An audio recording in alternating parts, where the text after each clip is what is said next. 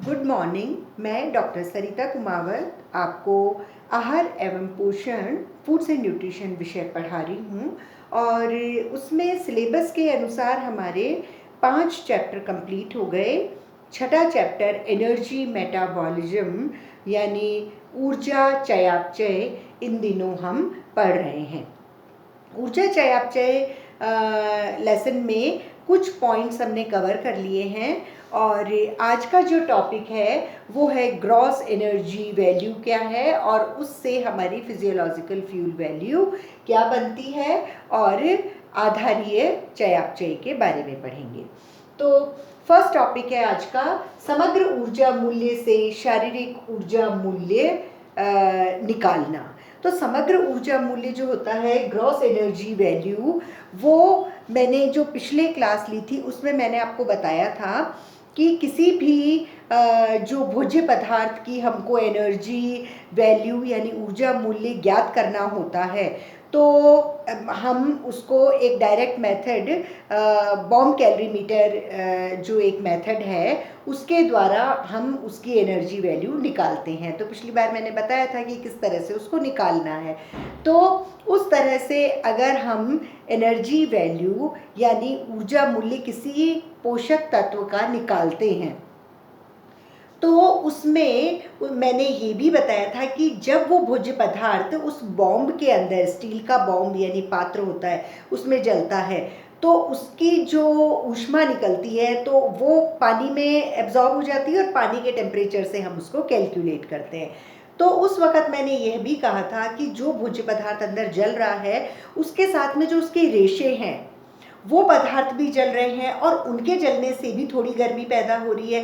तो इसका मतलब है कि जो हम बॉम्ब कैलोरी मीटर मतलब जो हम लैब में वैल्यू निकालते हैं वो थोड़ी ज़्यादा होती है क्योंकि उसमें जो रेशे हैं वो भी एनर्जी दे देते हैं। लेकिन अगर हम खाना खाते हैं तो एक तो रेशे हमारे अंदर पचते ही नहीं है। मैंने जब कार्बोहाइड्रेट पढ़ाया था तब भी मैंने आपको बताया पॉलीसेकेराइड्स में सेल्यूलोज नामक एक ऐसा कार्बोहाइड्रेट है जो हमारे शरीर में नहीं पचता है, उसका डाइजेशन नहीं होता है क्योंकि सेल्यूलोज को पचाने के लिए जो एंजाइम होता है वो है सेल्यूलेज और सेल्यूलेज एंजाइम हमारे शरीर में नहीं होता। गाय बैल इन सब में होता है जानवर में, तो उनको सेल्यूलोज जो है वो एनर्जी दे देती है। तो इसमें यह है कि जब भोजन जल रहा है भोज्य पदार्थ तो लैब के अंदर अगर हम किसी इंस्ट्रूमेंट और उसमें करेंगे तो उसमें उसकी एनर्जी वैल्यू ज़्यादा आती है क्योंकि उसके रेशे भी जले। लेकिन हमारे शरीर में कुछ और भी क्रियाएं होती हैं और पाचन कई चीज़ों का नहीं होता, पाचन करके वो हमें एनर्जी नहीं देते। इसलिए जो फिजियोलॉजिकल फ्यूल वैल्यू होती है मतलब जो शारीरिक ऊर्जा मूल्य होता है किसी भी भोज्य पदार्थ का वो डिफरेंट होता है। शारीरिक ऊर्जा मूल्य अलग होता है और समग्र ऊर्जा मूल्य अलग होता है। समग्र ऊर्जा मूल्य मतलब ग्रॉस एनर्जी वैल्यू और शारीरिक मतलब फिजियोलॉजिकल फ्यूल वैल्यू। तो फिजियोलॉजिकल तो जो हमने खाया अपन ने पचाया उस अनुसार आता है। तो हम यहाँ ये देखेंगे कि समग्र ऊर्जा मूल्य क्या है। तो 1 ग्राम अगर हम कार्बोहाइड्रेट को भोज्य पदार्थ को जलाते हैं तो हमें मिलता है 4.1 किलो कैलोरी। 4.1 किलो कैलोरी हमको इसकी ग्रॉस एनर्जी वैल्यू मिलती है। ऐसे कि ऐसे ही अगर हम 1 ग्राम वसा को जलाते हैं तो हमको 9.45 किलो कैलोरी मिलती है और प्रोटीन को अगर 1 ग्राम प्रोटीन के भोज्य पदार्थ को जलाते हैं तो 5.65 किलो कैलोरी हमको प्राप्त होती है।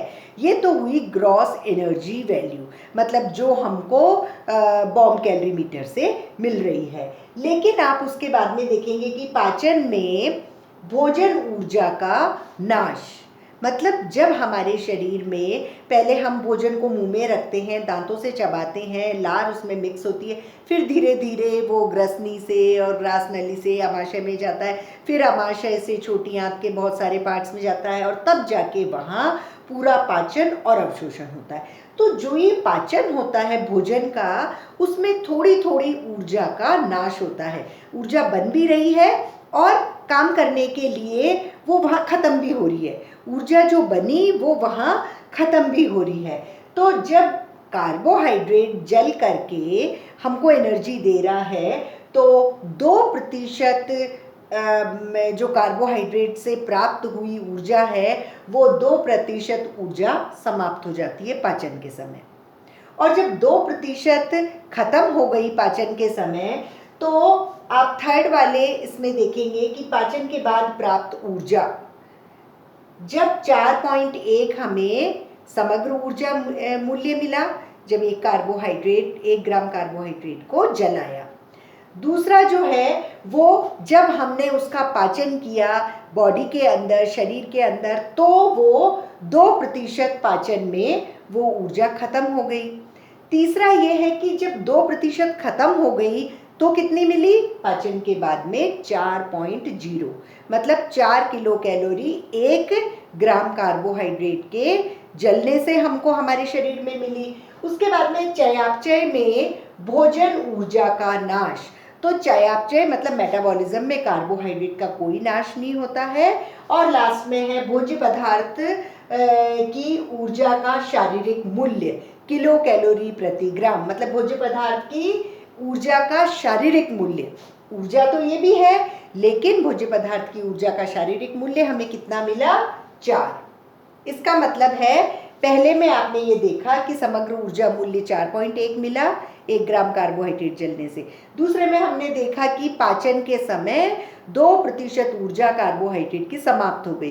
तीसरे में हमने देखा पाचन के बाद में उसको 4 किलो कैलोरी प्रति ग्राम कार्बोहाइड्रेट से ऊर्जा मिल रही है। चौथे में ये देखा कि चयापचय में भोजन ऊर्जा का नाश नहीं होता है कार्बोहाइड्रेट की। और पांचवें में हमने देखा कि शारीरिक मूल्य हमको 1 ग्राम कार्बोहाइड्रेट से 4 किलो कैलोरी मिलता है। तो इतना ये समग्र है, समग्र ऊर्जा मूल्य से शारीरिक ऊर्जा मूल्य निकालना, तो ये इस तरह से हो गया।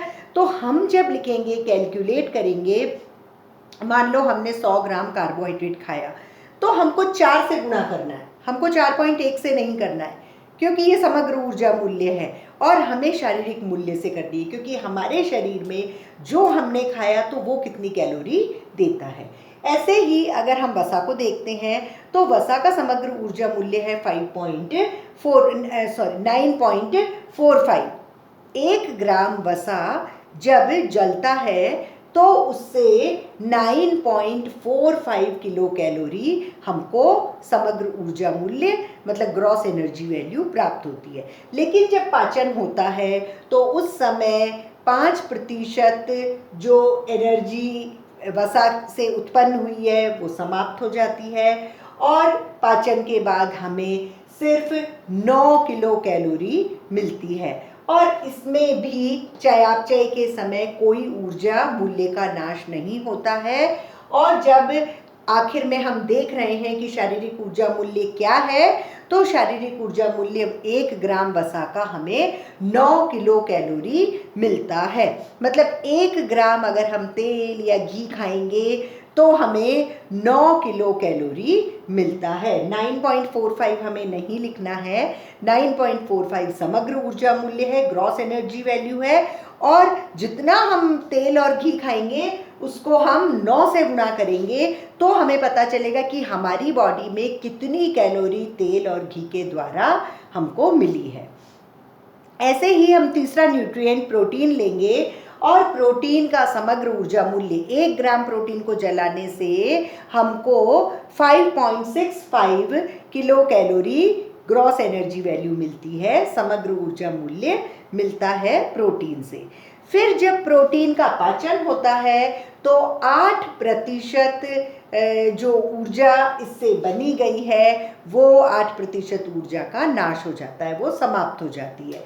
और पाचन के बाद हमको मिलता है 5.2 किलो कैलोरी प्रति ग्राम। 1 ग्राम प्रोटीन जला तो 5.2 हमको किलो कैलोरी मिल जाती है। लेकिन आप इसमें देखेंगे कि चयापचय में भोजन ऊर्जा का नाश, प्रोटीन का जब चयापचय होता है मतलब मेटाबॉलिज्म जब होता है तो मेटाबॉलिज्म में यूरिया वगैरह बनते हैं ना, तो मेटाबॉलिज्म में 1.2 किलो कैलोरी प्रति ग्राम 1 ग्राम प्रोटीन जला तो 1.2 ग्राम उसमें नाश हो जाता है मेटाबॉलिज्म के समय, मतलब चयापचय के समय 1.2 ग्राम किलो कैलोरी नष्ट हो जाती है। और आखिर में जो शारीरिक मूल्य हमको मिलता है 1 ग्राम प्रोटीन के जलने से, वो मिलता है 4 ग्राम। 1 ग्राम प्रोटीन के जलने से हमें 4 किलो कैलोरी मिलती है। हमको 5.65 नहीं लिखना, क्योंकि 5.65 समग्र ऊर्जा मूल्य ग्रॉस एनर्जी वैल्यू होती है, और जो 4 है उसको हम गुणा करेंगे। अगर हमने बेसन, दाल, छोले, पनीर, दूध जो भी खाया है, तो उसका जो प्रोटीन है, 1 ग्राम अगर हमने प्रोटीन खाया है तो हम उसको 4 से गुणा करेंगे, और 4 से गुणा करके हमको पता पड़ेगा कि इतने प्रोटीन ने हमको इतनी ऊर्जा दी है। तो अब इसका जो जिस्ट है कि भाई हमको कितनी कैलोरी मिलती है। 1 ग्राम कार्बोहाइड्रेट खाने से 4 किलो कैलोरी मिलती है, 1 ग्राम वसा खाने से 9 किलो कैलोरी मिलती है, और 1 ग्राम प्रोटीन खाने से 4 किलो कैलोरी मिलती है। तो हमारे जो शारीरिक मूल्य है वो है 494, कार्बोहाइड्रेट, वसा और प्रोटीन का। तो इस तरह से ये ग्रॉस से फिजियोलॉजिकल फ्यूल वैल्यू बन जाती है, मतलब जब तक शरीर के अंदर एब्जॉर्ब होती है तब तक वो कम हो जाती है। आप इस तरह से भी देख लेंगे कि अगर बाजार से हम सब्जियां वगैरह लेके आते हैं, मान लो तुरई लेके आए या है ना मटर लेके आए, तो बनने के बाद वो इतना सा हो जाएगा। मटर को लाएंगे, छीलेंगे तो वो इतने से बाउल में आ जाएंगे, सारा कचरा चला जाएगा। तुरई इतनी सारी जगह ही नहीं है हमारे बैग में, लेकिन जब हम उसको छीलेंगे, उसके आगे पीछे के वो डंडे से हटाएंगे और फिर उसको काटेंगे तो इतने से बाउल में आ जाएगा। तो इसका मतलब है जो हम लाते हैं और जो हमको एक्चुअल में मिलता है उसमें फ़र्क हो जाता है। नेक्स्ट जो टॉपिक है आज का वो है आधारीय चयापचय, बेसल मेटाबॉलिज्म। बेसल मेटाबॉलिज्म या आधारीय चयापचय जो है वो प्रत्येक व्यक्ति में थोड़ा अलग अलग होता है, क्योंकि जब व्यक्ति शारीरिक और मानसिक विश्राम की स्थिति में होता है, कोई भी व्यक्ति जब आराम की स्थिति में फिजिकली भी कि आराम से बैठा हुआ है और मानसिक स्थिति कुछ सोच नहीं रहा, कोई टेंशन नहीं कर रहा है, कोई मेंटल वर्क नहीं कर रहा है, तो शारीरिक और मानसिक जब विश्राम कर रहा होता है कोई भी व्यक्ति, तो हमें लगता है कि अभी तो हमको ऊर्जा की जरूरत ही नहीं है। लेकिन उस समय अनैच्छिक क्रियाएं हमारी होती रहती है। अनैच्छिक यानी इनवॉलेंट्री एक्टिविटीज़। कौन सी इनवॉलेंट्री एक्टिविटीज़? हमारा ब्लड सर्कुलेट हो रहा है, हमारा रेस्पिरेटरी सिस्टम काम कर रहा है, हमारा डाइजेस्टिव सिस्टम, पाचन सिस्टम जो है, पाचन तंत्र वो हमारा काम कर रहा है, हमारा तंत्रिका तंत्र, नर्वस सिस्टम हमारा काम कर रहा है, एंडोक्राइन सिस्टम जो अंतःस्रावी ग्रंथियां हैं वो कार्य कर रही, मतलब अंदर के जितने सिस्टम्स हैं वो उन पर हमारा ज़्यादा जोर नहीं चलता है। हम उनको ये नहीं कह सकते हैं भाई हार्ट थोड़ी देर रुक जाओ, अपन बाद में धड़केंगे थोड़ी देर, हम ये नहीं कह सकते, क्योंकि वो सब इनवॉलेंट्री एक्टिविटीज़ होती हैं। तो अनैच्छिक क्रियाएं होती रहती हैं, भले ही आप शारीरिक और मानसिक आराम कर रहे हों, तो उस समय भी जब क्रियाएं हो रही हैं तो हमारी बॉडी को ऊर्जा की ज़रूरत होती है। उन सब में भी जो भी खाना है पच रहा है, पचने के बाद में गंदगी आगे जा रही है, मलाशय में इकट्ठी हो रही है, तो उसमें भेजने में ऊर्जा की ज़रूरत होती है। तो इन सभी के लिए ऊर्जा हमें चाहिए होती है। प्लस जो पूरी बॉडी का जो टेम्परेचर है, नॉर्मल टेम्परेचर 98.4 डिग्री फ़ारेनहाइट, वो हमें मेंटेन रखना है किसी भी बॉडी का। तो जो तापमान है उसको हमको सामान्य रखना होता है, अनैच्छिक क्रियाएं करनी होती है, बाकी हम विश्राम कर रहे हैं। तो इस ऊर्जा की जो आवश्यकता होती है इन सभी वर्क के लिए, हम उसे आधारीय चयापचय, बेसल मेटाबॉलिज्म कहते हैं। आधारीय चयापचय मतलब भले आराम कर रहे हो लेकिन अनैच्छिक क्रियाओं के लिए और तापमान को मेंटेन करने के लिए जो ऊर्जा की ज़रूरत है, हम उसे आधारीय चयापचय कहते हैं। फिर इस आधारीय चयापचय को जो नापते हैं, इसकी जो रेट को नापते हैं कि भाई कितनी है किसमें, तो हम उसको कहते हैं बेसल मेटाबॉलिक रेट, यानी BMR। इसकी दर को नापने को हम BMR कहते हैं। कि बीएमआर जो है वो आधारीय चयापचय के नापने को कहते हैं। लेकिन बीएमआर नापते कब है? बीएमआर को नापने के लिए व्यक्ति का जो टेम्परेचर है, तापमान, वो सामान्य होना चाहिए 98.4 डिग्री फ़ारेनहाइट। उसके बाद में उसको खाना खाए हुए करीब 12 घंटे हो चुके होने चाहिए। 12 घंटे खाने के बाद में उसका जो तापमान है वो सामान्य होना चाहिए और वो फिजिकली और मेंटली रेस्ट पीरियड में होना चाहिए, शारीरिक और मानसिक विश्राम की स्थिति में होना चाहिए। तो खाना खाने के 12 घंटे बाद बिल्कुल सामान्य तापमान पे शारीरिक और मानसिक रेस्ट कर रहा है, तब हम उसकी आधारीय चयापचय नापते हैं, तो हम उसको BMR यानी बेसल मेटाबॉलिक रेट कहते हैं, आधारीय चयापचय दर कहते हैं। अब जो ये BMR है, आधारीय चयापचय दर, इसको प्रभावित करने वाले भी कई कारक होते हैं। एग्जाम में आता है कि right the factors affecting BMR। तो कौन कौन से फैक्टर्स हैं जो अफेक्ट करते हैं BMR को? BMR बढ़ भी सकता है, BMR घट भी सकता है, कब कब घटता और बढ़ता है। तो there are many factors which affect BMR, कि हमारे आधारीय चयापचय दर को कई सारे कारक होते हैं, कई सारे फैक्टर्स होते हैं जो कि प्रभावित करते हैं। पहला जो है इसका फैक्टर वो है शरीर की आकृति। आकृति का मतलब है कि जो जितना चौड़ा और लंबा होएगा, जिसका बाहरी क्षेत्रफल जितना लंबा चौड़ा है, उसका BMR उतना ही ज़्यादा होता है। जो लंबे चौड़े होते हैं वो खाना भी ज़्यादा खाते हैं। क्यों? क्योंकि उनका BMR ही ज़्यादा है, उनकी बेसल मेटाबॉलिक रेट ज़्यादा है, उनका पाचन जल्दी हो रहा है, तो उनको भूख जल्दी लगती है। तो जिनका बाहरी क्षेत्रफल ज़्यादा है, अमूमन उनका BMR भी ज़्यादा होता है। दूसरा है शरीर की संरचना, जो कॉम्पोजिशन है हमारे बॉडी का, उसके ऊपर भी बहुत फर्क पड़ता है BMR का। कॉम्पोजिशन में हम लेंगे एक फैट और एक मसल्स। जिसकी बॉडी में फैट ज़्यादा होता है, वसा, जैसे औरतों की बॉडी में फैट ज़्यादा होता है, ऐसे फुफ्फुस हुई रहती है, ऐसे मतलब ठोस नहीं होती है औरतें, वज़न बहुत ज़्यादा नहीं होता है, मोटी बहुत लगेंगी पर वो अंदर से बस फैट होता है, उनसे इतना काम नहीं होता। लेकिन जो मसल्स होती हैं वो आदमियों में होती हैं, वो भले पतले लगेंगे लेकिन उनका वज़न भी ज़्यादा होता है, वो काम भी ज़्यादा कर लेते हैं और वो हमसे खाना भी ज़्यादा खाते हैं। क्यों खाते हैं? देखिए, जो संरचना है, जिनके वसा ज़्यादा है, लेडीज़ की ज़्यादा होती है, तो जिनके वसा ज़्यादा है उनके BMR कम होता है। उनका BMR कम है तो इससे क्या होगा कि अगर उनको भूख भी लग रही है तो वो खा लेंगी, लेकिन उनका चूँकि BMR कम है तो वो उतना पचा नहीं पाती हैं और वो मोटी हो जाती हैं। आदमियों से कम खा के भी औरतें मोटी हो जाती हैं क्योंकि उनका BMR कम है, क्योंकि उनमें मांसपेशियां कम है लेकिन वसा ज़्यादा है। लेकिन जो लड़कियां या जो लेडीज़ जिनकी मसल मास ज़्यादा है, जिनका मांसपेशियां ज़्यादा है, जो धावक है, जो दौड़ती हैं, जो एक्सरसाइज करती हैं, तो उनका BMR ज़्यादा हो सकता है, क्योंकि वो मोटी अगर हैं भी तो वो मसल्स के कारण है। सेरेना विलियम्स वगैरह है तो उनकी बॉडी अच्छी, मतलब वो थोड़ी ठोस दिखती हैं और थोड़ी बहुत पतली भी नहीं है, मिडिल मिजोमॉर्फिक टाइप लगती हैं, तो उनमें मसल्स बहुत ज़्यादा हैं। तो जो वो खाना खाती हैं वो पूरा पच जाता है और वो फैट नहीं है, इसलिए उनका BMR बहुत हाई है।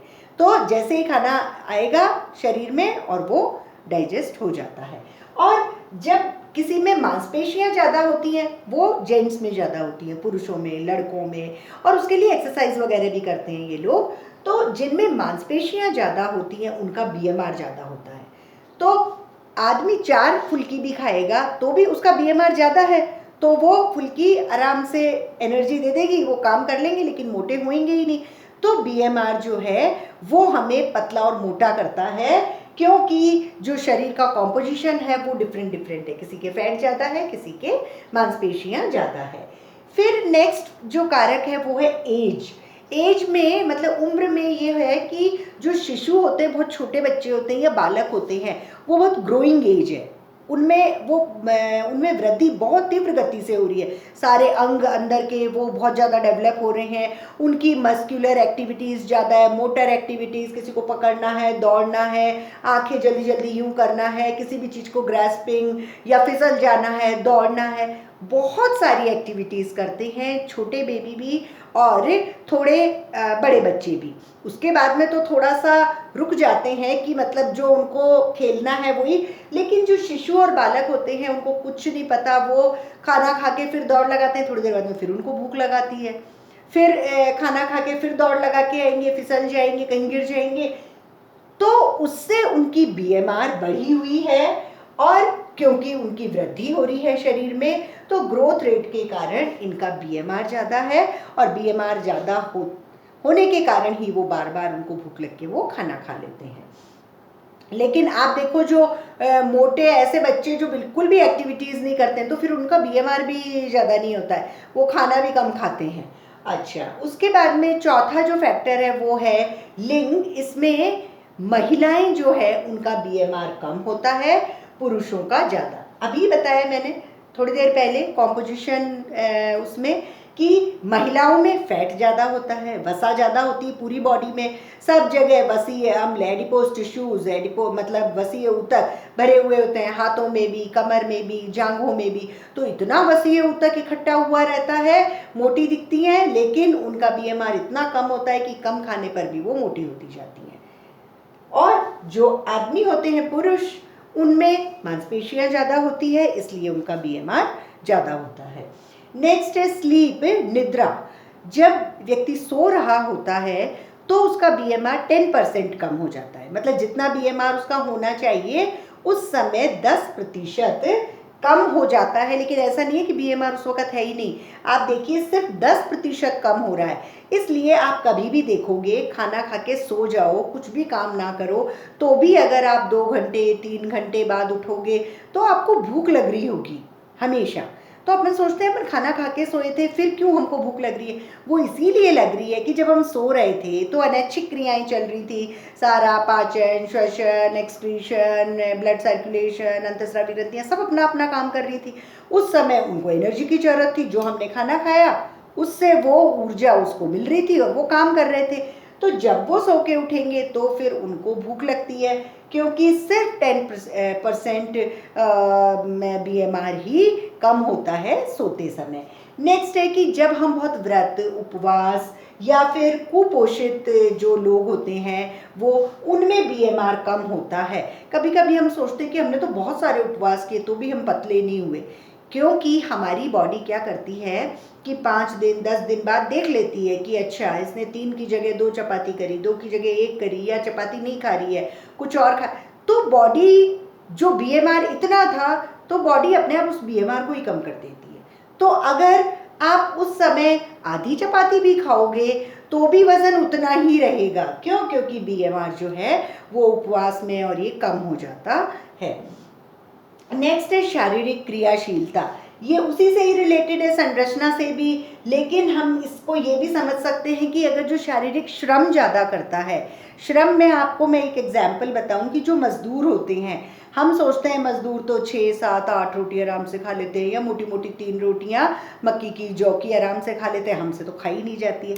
वो इसलिए क्योंकि वो शारीरिक श्रम करते हैं, वो इतना श्रम करते हैं तो उनकी जो मसल्स होती हैं वो भी बहुत एक्टिव रहती हैं, बहुत काम करती हैं, और वो मस्कुलर एनर्जी उनको चाहिए होती है, इसलिए उनका बीएमआर बहुत हाई होता है। तो वो जितना खा लें उनके बीएमआर से उनकी आधारीय चयापचय दर इतनी ज़्यादा होती है कि वो मोटे भी नहीं होते हैं और उनको भूख भी अच्छे से लग जाती है। नेक्स्ट है फीवर। जब किसी को बुखार होता है तो जैसे 98.4 डिग्री फ़ारेनहाइट हमारा सामान्य तापमान है, तो 99.4 डिग्री फ़ारेनहाइट जब होगा, मतलब 1 डिग्री बढ़ा, तो 1 डिग्री अगर तापमान बढ़ता है तो 7% बीएमआर बढ़ जाता है। किसी को 2 डिग्री अगर बढ़ गया तो 14% बीएमआर बढ़ जाता है। तो आप ये देखिए कि अधिकतर लोग यूँ सोचते हैं जब बुखार होता है कि हमसे खाना नहीं खाया जा रहा है, तो वो नहीं खाते हैं, दवाई लेके 2 बिस्किट लेके सो जाते हैं। लेकिन आप देखें कि जब हम आहार नियोजन पढ़ेंगे तब भी मैं बताऊंगी थेरेपेटिक न्यूट्रिशन और उसमें, कि जब बुखार होता है तो हमको 1.5 मतलब 1.5 खाना चाहिए। अगर 2000 कैलोरी हमको चाहिए तो उस समय तो हमको 3000 किलो कैलोरी चाहिए, इसलिए कि उसमें बीएमआर बढ़ रहा है। बीएमआर बढ़ने से जो हम खा रहे हैं वो फटाफट यूज़ हो रहा है, और अगर हम नहीं खाएंगे तो हमारे अंदर का जो ग्लाइकोजन और एडिपोज टिश्यू वो टूट टूट के, और कोई ग्लिसरॉल दे रहा है, कोई ग्लाइकोजन से ग्लूकोज दे रहा है, और उससे ऊर्जा जाती रहेगी। तो हमारे क्या होगा कि जो मांसपेशियां हैं हमारी दुखती हैं उस समय। हम कहते हैं कि बुखार में मेरे हाथ पैर टूट रहे हैं। टूटने का मतलब है कि आपने पर्याप्त खाना नहीं खाया है। आपको पर्याप्त मतलब 3000 कैलोरी चाहिए तो चाहिए ही चाहिए। अगर हम पूरी 3000 कैलोरी कैसे भी, आप सूप बना के पिएं, उसमें मक्खन डालें, भले शेक बना के पिएं, पनीर खाएं, दूध ड्राई फ्रूट्स पीस के और उसमें डाल के खाएं, कैसे भी खाएं, अगर हमने पूरी कैलोरी ली हुई है, जितनी पर्याप्त मात्रा में मांग है, तो बुखार के बाद जैसे 2 दिन बुखार है तो तीसरे दिन हम उठते ही काम करने चालू कर देंगे, ऑफिस चले जाएंगे, घर के काम करेंगे, और हमको बिल्कुल भी कमजोरी नहीं आएगी। लेकिन जो नहीं खाना खाता है, सोता रहता है दवाई लेके, तो उसके क्या होगा कि बीएमआर बढ़ा हुआ है, अंदर का सारा जो प्लस में हमारे पास में एनर्जी इकट्ठी थी वो सब खत्म हो गई। फिर जब वो उठ के दूसरे तीसरे दिन ऑफिस जाते हैं तो उनसे काम ही नहीं होता है, बड़ी कमजोरी आ रही है, चक्कर आ रहे हैं, खड़ा नहीं रहा जा रहा। ये रीज़न है कि बुखार में भी हमको पूरा खाना खाना चाहिए, क्योंकि हमारा बीएमआर उस वक्त बढ़ा हुआ होता है। फिर नेक्स्ट है डर और उत्तेजना। कभी कभी हम बहुत उत्तेजित से होते हैं, आज हमारा रिजल्ट आने वाला है, या हमारी मामी आने वाली है, या चाची आने वाली है, किसी भी रूप में उत्तेजना हो सकती है, या कोई नई मोबाइल आ रही है, गाड़ी आ रही है, कुछ भी आ रहा है, और डर भी होता है। तो या तो डर या उत्तेजना, कोई भी चीज हो, उससे हार्मोन्स इम्बैलेंस हो जाते हैं, एकदम यूं अंदर से कुछ गुड़गुड़ गुड़गुड़ जैसा लगता है। तो वो हमको कुछ समझ नहीं आता, लेकिन हमारी अंतःस्रावी ग्रंथियों में सब में गड़बड़ हो जाती है, सारे हार्मोन्स, कोई कम सिक्रीट हो रहा है, कोई ज़्यादा सिक्रीट हो रहा है, अधिकतर ज़्यादा सिक्रीट होते हैं। तो हार्मोन्स अगर ज़्यादा स्रावित होते हैं तो बीएमआर भी बढ़ जाता है, उस समय बीएमआर बढ़ जाता है। नेक्स्ट है जलवायु यानी क्लाइमेट। आप क्लाइमेट में देखेंगे कि जब सर्दियां होती है तो हमारी मम्मी लड्डू भी बना के देती हैं, काजू बादाम भी देती हैं, हलवा भी बना के देती हैं, और हम बहुत सारी मिठाई खाते हैं, और गाजर का हलवा और सब सब चीज़ खाते हैं हम सर्दियों में। गर्मी में हम ये चीज़ नहीं खाते। आप गोंद का लड्डू दे दो, कोई नहीं खाएगा, हलवा, लड्डू, बर्फ़ी, ड्राई फ्रूट्स तल के दे दो, नहीं खाएंगे। क्यों? क्योंकि जलवायु की मांग है। क्लाइमेट जो होता है उसका बहुत इफ़ेक्ट पड़ता है हमारी बॉडी पे। जब सर्दियाँ होती है, ठंडी होती है, तो हमारा बीएमआर बढ़ जाता है, और जब बीएमआर बढ़ा हुआ है तो जो भी हम खाना खाएंगे वो पच जाएगा, और हमें वापस से भूख लग जाएगी और हम खा लेंगे और कोई दिक्कत नहीं होगी। लेकिन वही चीज़ अगर हम गर्मी में खाते हैं तो गर्मी में बीएमआर कम होता है। इसलिए आप देखें गर्मी में हम हमेशा कुछ ऐसे फ्रूट खाएंगे, तरबूज, खरबूजा, जिससे कि अगर हमने 100 ग्राम खा भी लिया तो 16 किलो कैलोरी, 17 किलो कैलोरी ही मिलेगी, तो हमको पेट में ऐसा नहीं होगा कि बहुत ज़्यादा भारी भारी आ गया। आप दाल बाटी खा लो, गर्मियों में हम नहीं खा सकते हैं, सर्दी में हम दाल बाटी आए दिन खा लेते हैं, हम ढोकले खा लेते हैं, बहुत सारी चीज़ें खा लेते हैं घी डाल डाल के। लेकिन क्योंकि ठंडी में जब सर्दी होती है या फिर कोल्ड क्लाइमेट में बीएमआर बढ़ जाता है, लेकिन जब गर्म क्लाइमेट होता है यानी गर्मी होती है तब बीएमआर कम होता है। तो उस समय हम गरिष्ठ भोजन भी नहीं कर सकते हैं और तेल घी वगैरह भी ज़्यादा नहीं खाते हैं। नेक्स्ट है अंतःस्रावी ग्रंथियाँ, एंडोक्राइन ग्लैंड्स। एंडोक्राइन ग्लैंड्स जो हैं उसमें भी कई सारे इफेक्ट होते हैं बीएमआर के। जैसे एक एग्जाम्पल है कि थायरॉक्सिन हार्मोन, थायराइड ग्रंथि होती है ना, तो थायराइड ग्रंथि थायरॉक्सिन हार्मोन स्रावित करती है। तो थायरॉक्सिन हार्मोन अगर कम स्रावित होता है तो उसमें बीएमआर भी कम हो जाता है। और जब फिर दवाई लेते हैं हम थायरॉक्सिन की, तो थायरॉक्सिन ऊपर से खाना पड़ता है हमको गोली के रूप में, तब जाके उसका बीएमआर भी बढ़ता है, तो उसका वजन ठीक रहता है। तभी तो लोग कहते हैं कि अच्छा भाई तुमको तो थायराइड हुआ दिखे, तुम तो बहुत मोटी हो गई हो, क्योंकि उनको एक्चुअल में नहीं पता कि भाई थायराइड से मोटे क्यों हो रहे हैं और पतले क्यों हो रहे हैं। देखो आप यहाँ थायरॉक्सिन अगर ज़्यादा होता है तो बीएमआर बढ़ जाता है, थायरॉक्सिन ज़्यादा हो रहा है, बीएमआर बढ़ रहा है, मतलब व्यक्ति सामान्य से पतला हो जाएगा।